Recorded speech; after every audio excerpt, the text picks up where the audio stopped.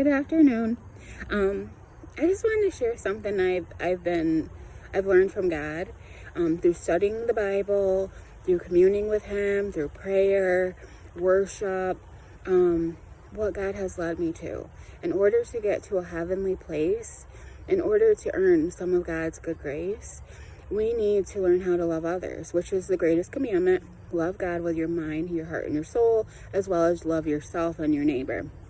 Love means to have a deep affection for someone. So God wants you to love Him with affection and to love yourself. And sometimes loving yourself means to make sure you're resting and eating well. Some fruits and vegetables. I love Burger King too, but we need to stay away from Burger King some days and eat something healthier, as well as make sure that you love your neighbor. So if you want to love your neighbor, do something kind for them. And it doesn't mean the person next door. It just means, like, it could be your mother, it could be your neighbor, it could be a sister, a brother, a friend. Do something nice for them. Everybody gets down. We all have battles, okay? So God wants you to love. God wants you to love. He just wants you to love.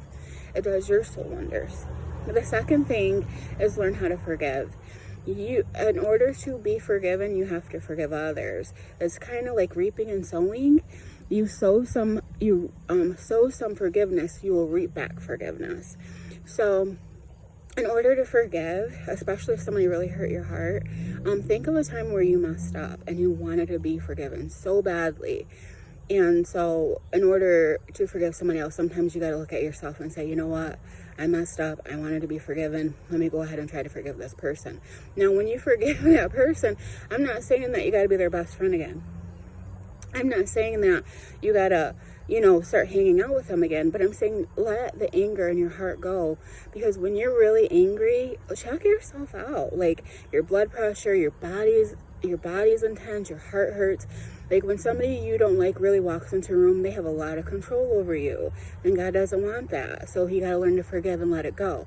But it does not mean that you need to keep them in your life. And if they're not good for you, distance yourself from them. It's easier said than done, I know. I've had to forgive people and keep my distance too.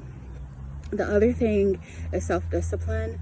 Self-discipline, fasting helps with self-discipline. If you want to learn how to do self-discipline, then fasting will do that. And also helps you suppress your flesh and helps you increase your spiritual growth so you can connect with God on a deeper level. And have faith. Hebrews 11, faith is hope of evidence not seen.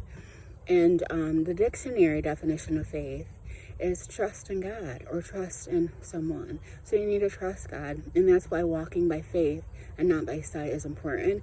Because when you look at things with our natural eye, sometimes it's scary. You're like, God, I ain't doing that. Oh no, God, I ain't going there. But He's like, you need to trust me and obey my commandments so I can be well with you. So I pray and hope that you have a blessed day. And I'm praying for you. I always need prayers too. Thank you for listening.